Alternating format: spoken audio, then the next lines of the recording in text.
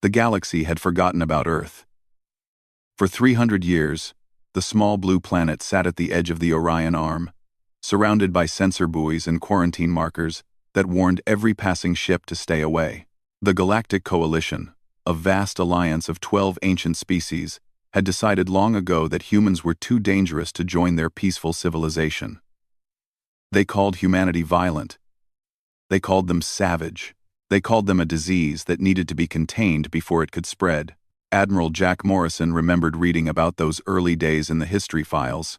He remembered how the first human explorers had reached out to the stars with hope in their hearts, only to be pushed back and told they were not welcome. He remembered how the coalition had laughed at human technology and mocked their primitive weapons. He remembered how they had drawn a line around the solar system and told humanity to stay inside forever. Now he stood on the bridge of the USS Defiance, the most powerful warship ever built by human hands, and he smiled at the memory. 300 years was a long time, long enough for humanity to stop crying about rejection and start building something the galaxy had never seen before. Commander Lisa Grant stood beside him, her eyes fixed on the tactical display that showed the quarantine boundary just a few light years away. She had served with Morrison for 15 years, and she knew that look on his face. It was the look of a man who had been waiting his whole life for this moment. Chief Engineer Ben Carter called up from the engine room to report that the quantum drive was running at full power. The Defiance was ready to move at a moment's notice. Every system was green. Every weapon was loaded. Every crew member was at their station. The coalition had grown soft over the centuries. Their last real war had ended 8,000 years ago. And since then, their military had become nothing more than a ceremonial force. Their ships were beautiful but weak. Their weapons were elegant but outdated. Their crews had never faced a real enemy in combat. They believed that the galaxy was at peace and that it would stay that way forever. They were very wrong. The first reports came from the outer rim of Coalition space. A species called the Devourers had emerged from the darkness between galaxies, and they were hungry. They were a silicon-based hive mind that moved from star to star, consuming everything in their path. They had already destroyed 17 civilizations in 2 other galaxies, and now they had set their sights on the Milky Way. Coalition border fleets met the Devourers and were wiped out in days. Their elegant ships melted under weapons they could not understand. Their crews died screaming as the enemy tore through their hulls. World after world fell silent as the Devourers stripped them of all life and resources. The Coalition Council met in emergency session and argued about what to do. Some wanted to flee to the other side of the galaxy. Some wanted to negotiate with the enemy. Some wanted to build new weapons that might take centuries to develop. None of them had any real answers because none of them had ever faced a threat like this before. Then someone mentioned the humans. Ambassador Vrith Ka was chosen to make the journey to the quarantine zone. He was old, even by coalition standards, and he remembered the debates 300 years ago when the decision was made to isolate Earth. He had voted in favor of quarantine back then because he believed humans were too dangerous to be trusted. Now he traveled to their system to beg for their help. The sensor buoys detected his ship as soon as it crossed the boundary. Within minutes, he found himself surrounded by human vessels that seemed to appear out of nowhere. They were not the primitive craft the Coalition remembered from centuries ago. They were sleek and deadly, and covered with weapons that made his own ship look like a toy. Vrethka was escorted to a space station orbiting the planet Mars. He waited in a cold room until Admiral Morrison arrived with Commander Grant and a team of officers. The human admiral did not smile. He did not offer words of welcome. He simply sat down across from the ambassador and waited for him to speak. Vreth Ka explained everything. He told Morrison about the Devourers and the worlds they had consumed. He told him about the coalition fleets that had been destroyed. He told him about the billions of lives that had already been lost and the trillions more that would follow if nothing was done. He told him that the coalition needed human help to survive. Morrison listened without interrupting. When the ambassador finished speaking, the admiral leaned back in his chair and looked at him with eyes that held no warmth at all. 300 years. That was how long humanity had been locked away like animals in a cage. 300 years of being told they were too violent and too primitive to join the galactic community. 300 years of watching the stars from behind a wall of sensor buoys, while other species explored the cosmos freely. But humanity had not wasted that time. They had built, they had researched, they had trained, they had created weapons and ships and technologies that the Coalition could not even imagine. They had prepared for the day when they would finally break free from their prison, whether the galaxy wanted them to or not. And now the galaxy was coming to them with fear in its eyes, begging for salvation from the very species it had rejected. Morrison thought about saying no. He thought about letting the Coalition burn for what they had done to his people. He thought about all the humans who had dreamed of reaching the stars and died without ever seeing them because of Coalition arrogance. But he also thought about the innocent lives at stake. He thought about the children on those Coalition worlds who had never voted to quarantine anyone. He thought about what kind of species humanity wanted to be when they finally took their place among the stars. Commander Grant watched her admiral closely. She knew the struggle happening inside his mind because she felt it too. Hatred and compassion were fighting for control, and the outcome would determine the fate of the galaxy. Morrison stood up and looked down at the ambassador who had once voted to cage his entire species. He made his decision. He would help them. He would send his ships and his soldiers to fight their war. He would save their worlds and protect their people.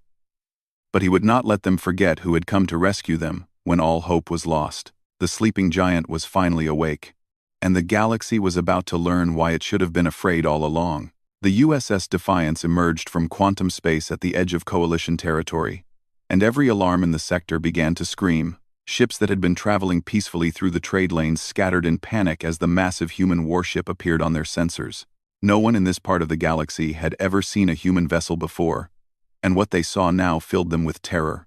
The Defiance was not beautiful like Coalition ships. It was not elegant, or graceful, or artistic. It was a machine built for one purpose and one purpose only. And that purpose was war. Every surface of the hull was covered with weapons. Gun turrets rotated slowly as they tracked potential targets. Missile tubes waited in rows like the teeth of some great metal beast. The ship was black and angular and cold, and it moved through space with the confidence of a predator that knew it had no natural enemies.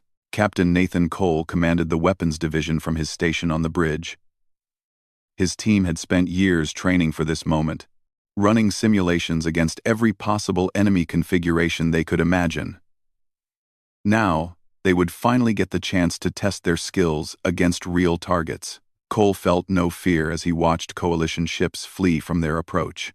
He felt only a calm readiness that came from absolute confidence in his training and his equipment. Lieutenant Amy Peters handled communications, and her console was flooded with incoming hails from Coalition vessels demanding to know who they were and what they wanted. She filtered through the messages and forwarded only the important ones to Admiral Morrison. Most of them were just panic and confusion.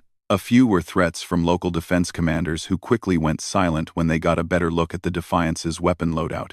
Vice Admiral Susan Price coordinated the battle group that followed behind the flagship. 12 more human warships emerged from quantum space in perfect formation, each one carrying enough firepower to reduce a moon to rubble.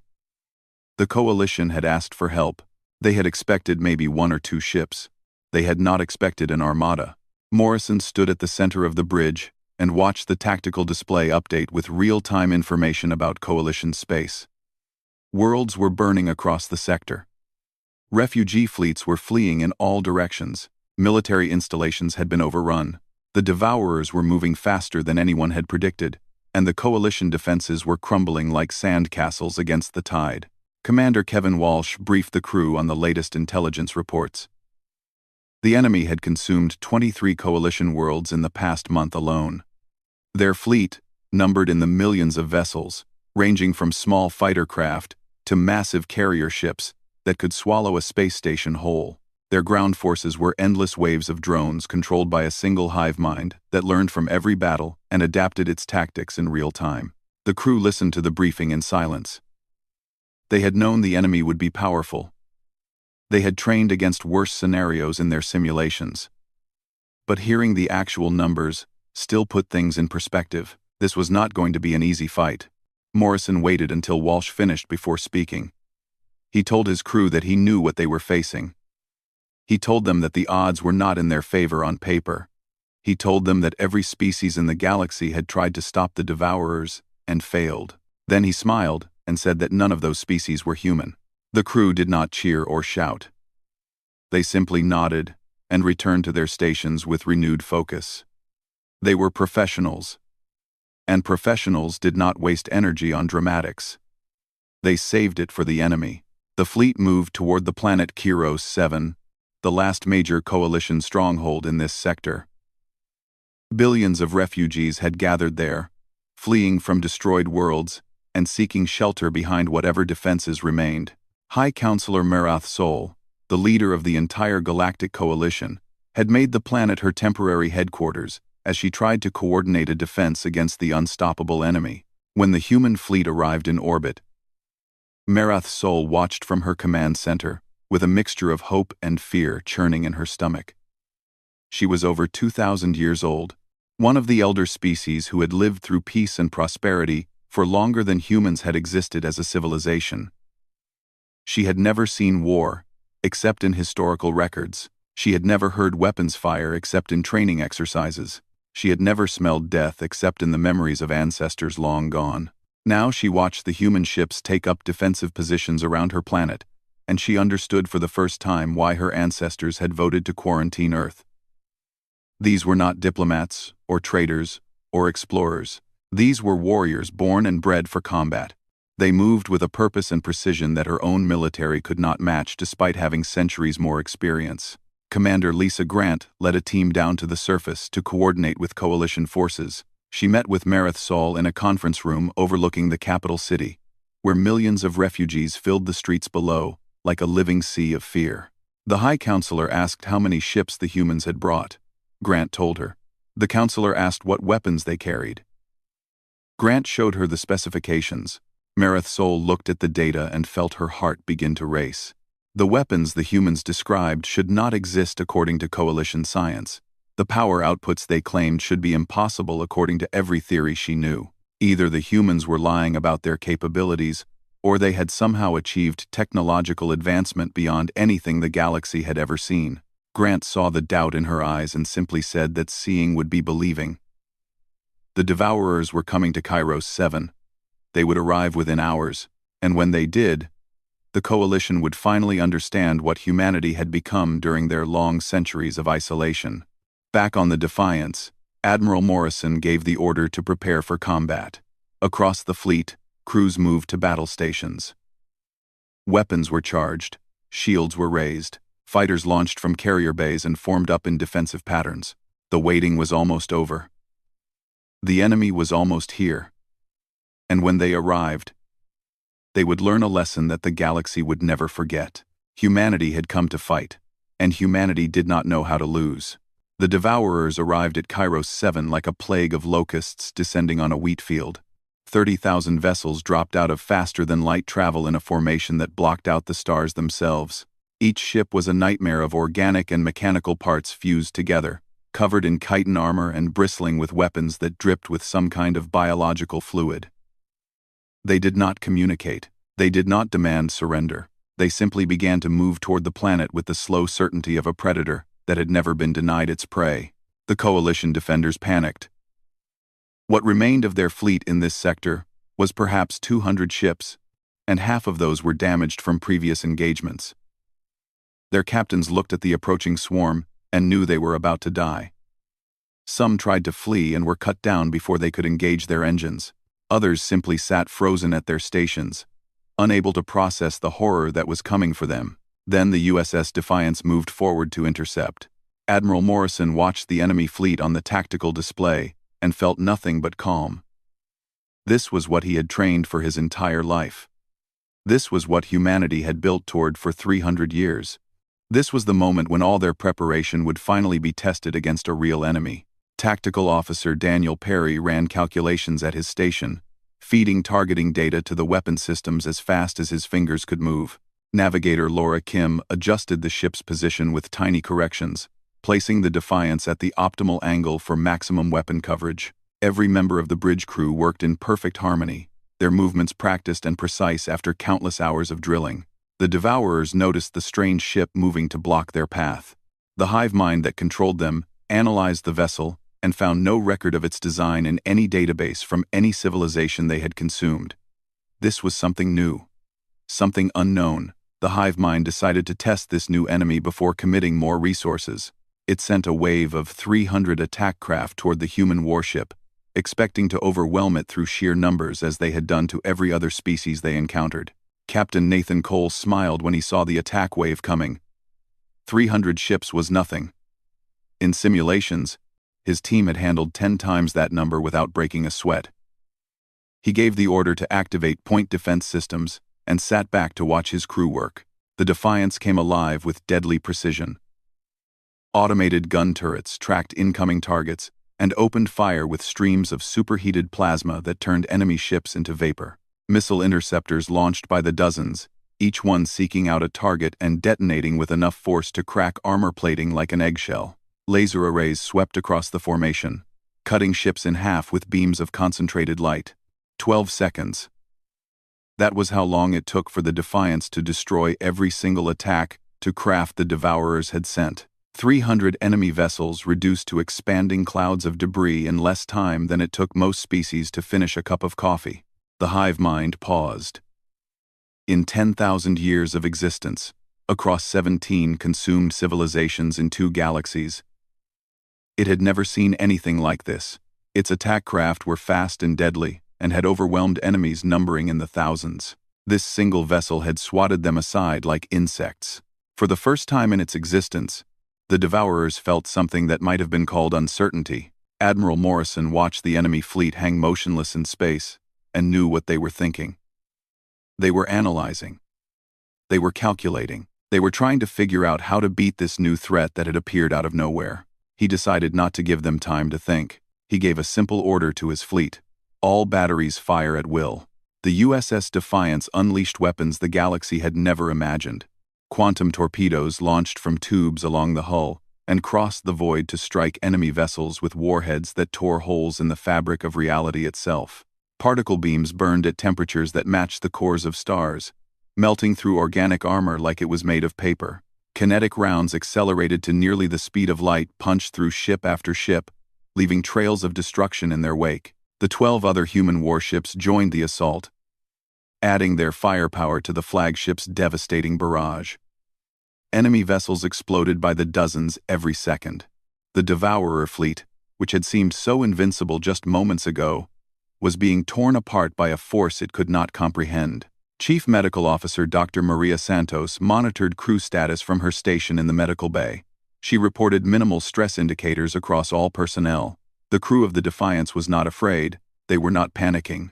They were doing their jobs with the calm efficiency of people who knew exactly how good they were at what they did. On the surface of Kairos 7, High Counselor Merith Sol watched the battle unfold on her tactical screens with her mouth hanging open in shock. Her advisors stood around her in stunned silence. None of them could believe what they were seeing. In 30 minutes, this single human warship had destroyed more Devourer vessels than the entire coalition military had managed in 6 months of fighting. Commander Lisa Grant stood beside the counselor and watched without expression. She had seen this before in simulations. She had known what the Defiance could do. But she understood why the coalition was shocked. They had spent centuries believing they were the most advanced civilizations in the galaxy. They had looked down on humans as primitive savages who needed to be contained for their own good. Now they were watching those savages save their lives with technology that made their own look like stone tools. The Devourer hive mind made a decision. It had encountered something beyond its current ability to process. It needed time to analyze this new enemy and develop countermeasures. For the first time in 10,000 years, it gave an order it had never given before. Retreat. The remaining Devourer vessels turned and fled toward the edge of the system, jumping to faster-than-light travel as soon as they were clear of the battle zone. They left behind thousands of destroyed ships and the wreckage of what had been their invasion fleet. Admiral Morrison watched them go and felt no satisfaction. This battle was won, but the war was far from over. The hive mind would learn. It would adapt. It would come back stronger and smarter and more prepared for what humanity could do. But for now, Kairos 7 was safe. Billions of lives had been saved. and the galaxy had received its first lesson in what happened when you woke up the warriors of Earth. The Defiance held its position in orbit, ready for whatever came next. And somewhere in the void between galaxies, the hive mind was already planning its revenge.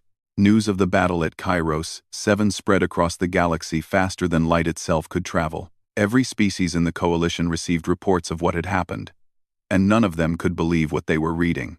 A single human warship had done what their entire combined military could not accomplish. A quarantined species from a forgotten corner of the galaxy had turned back an enemy that had seemed unstoppable just days before. Intelligence Officer Chris Taylor sat at his station on the Defiance and monitored the flood of communications pouring through coalition channels. Every government was asking the same questions. How did humans build such weapons?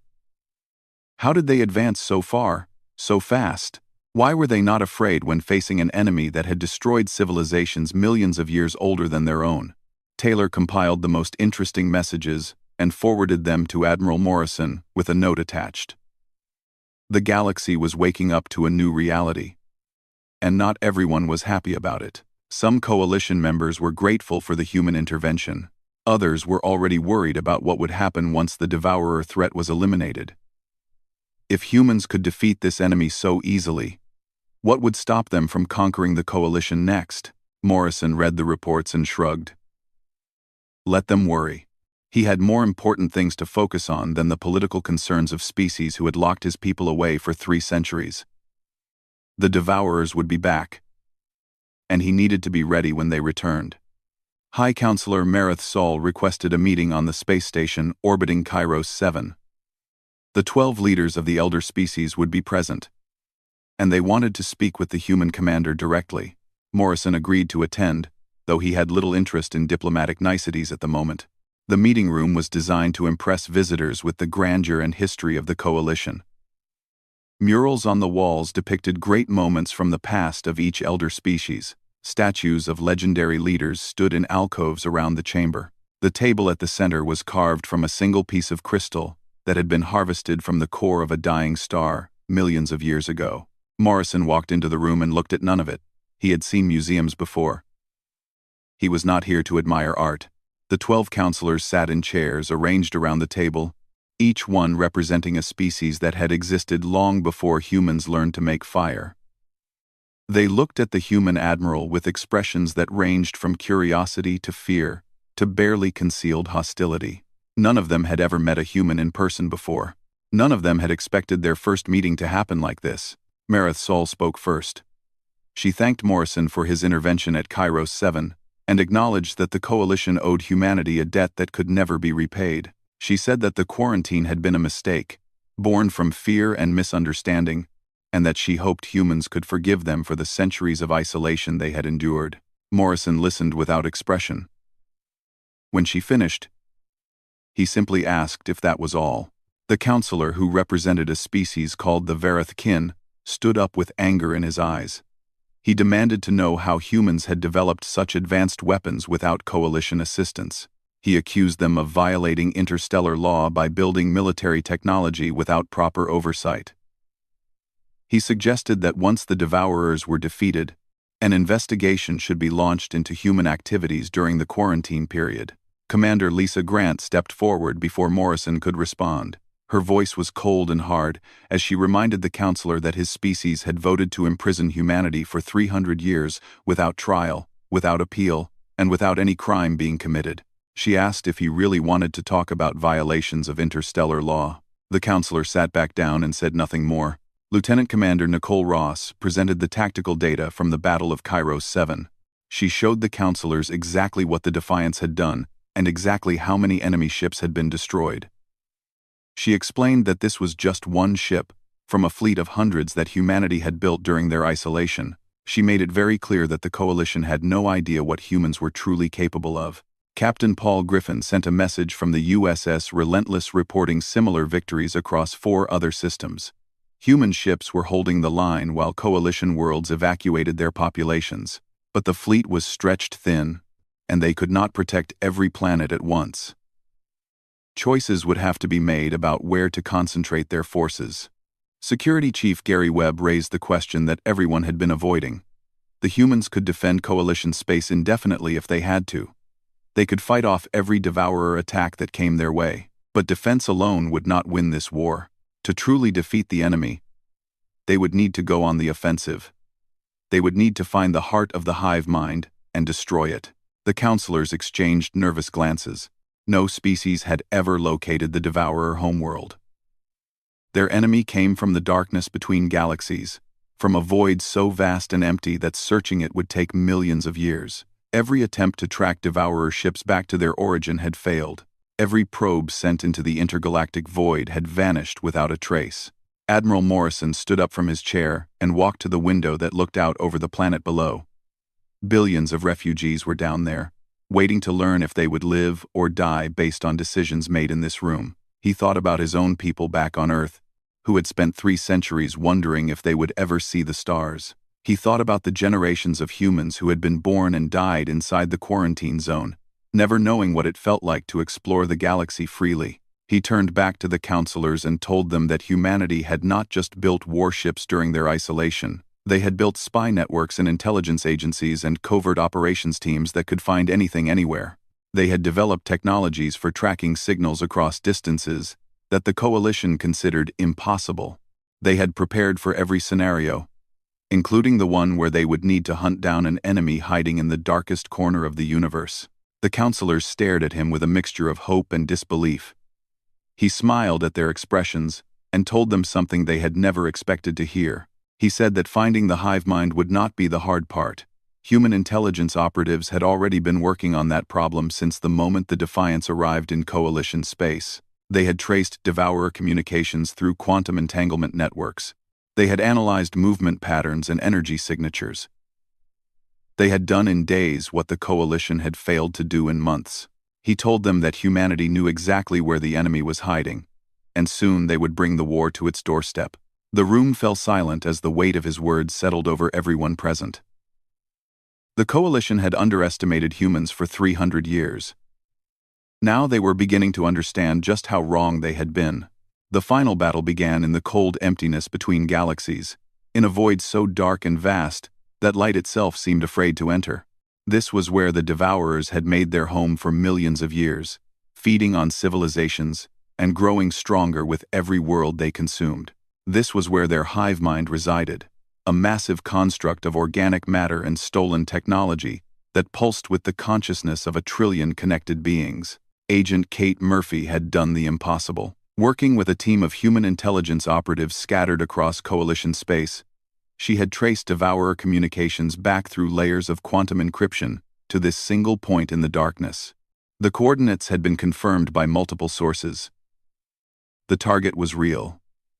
The heart of the enemy was finally within reach. Admiral Morrison led the assault fleet personally.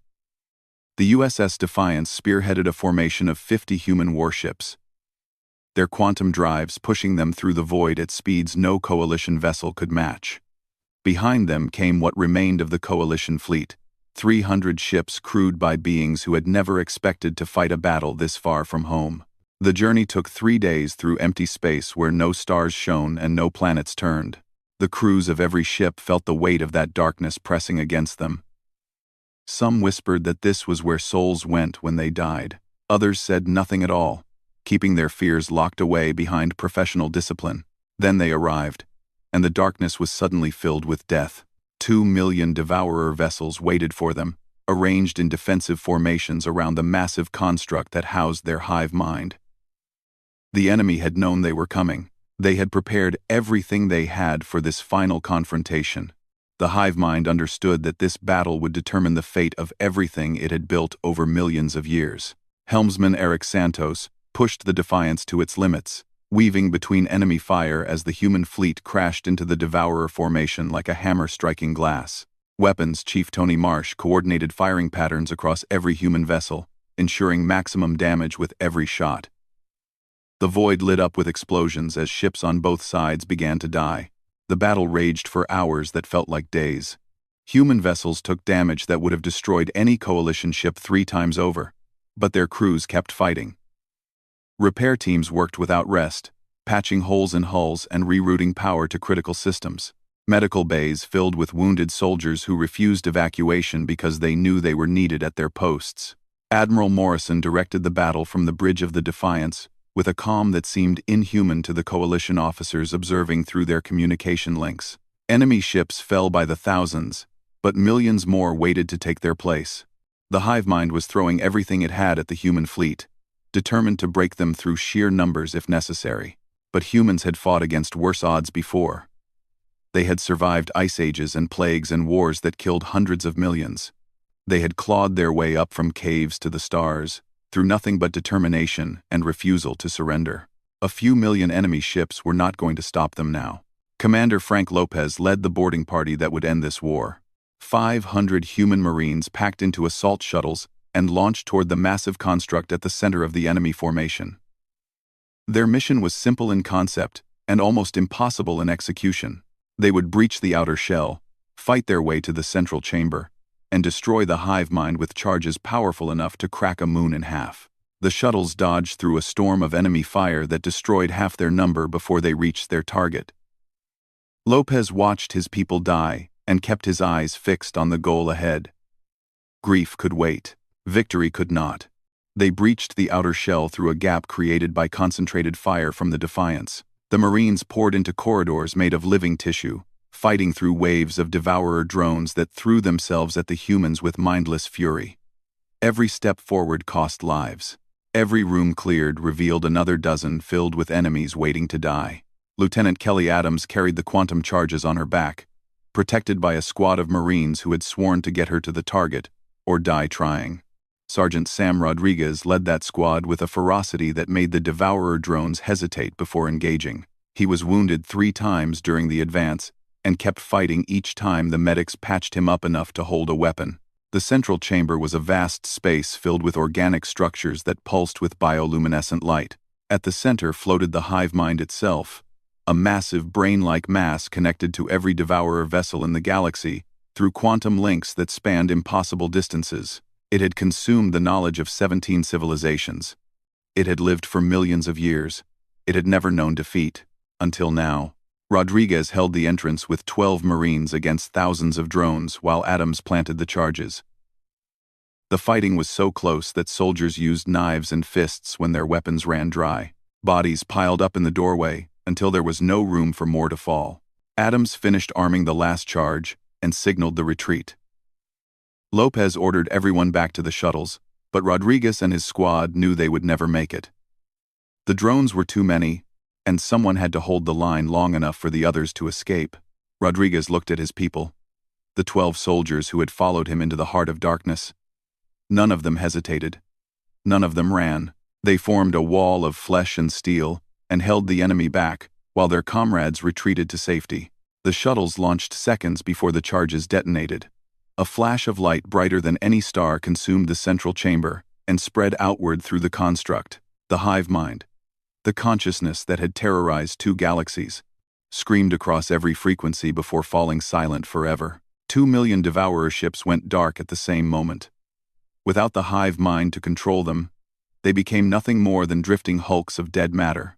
The threat that had consumed 17 civilizations ended in a single instant of quantum fire. Admiral Morrison watched the construct collapse from the bridge of the Defiance. Beside him, Commander Lisa Grant wiped tears from her eyes as she listened to the casualty reports coming in from every ship in the fleet. They had won, but the cost had been terrible. The journey home took a week. The fleet moved slowly, escorting the wounded and gathering the dead. When they arrived back in Coalition space, they found a galaxy transformed by what they had done. Species that had mocked humanity for centuries now spoke their name with reverence. Politicians who had voted to quarantine Earth now rushed to offer friendship and alliance. High Counselor Marith Sol met Admiral Morrison on the station above Kairos 7. She offered humanity full membership in the Galactic Coalition, with all the rights and privileges that entailed. She apologized for the past and promised a better future. Morrison listened to her words and thought about the soldiers who had died in the darkness between galaxies. He thought about Rodriguez and his squad, holding the line so others could escape. He thought about 300 years of isolation and rejection, and being told that humans were too savage to walk among the stars. He gave humanity's answer. They did not need coalition approval. They never had. But they would stand beside the other species of the galaxy, not as subjects or members or junior partners, but as equals. They would protect those who could not protect themselves. They would fight enemies that threatened innocent lives. They would be what they had always been, human. The stars belonged to everyone now, and the galaxy would never forget who had saved it when all hope seemed lost.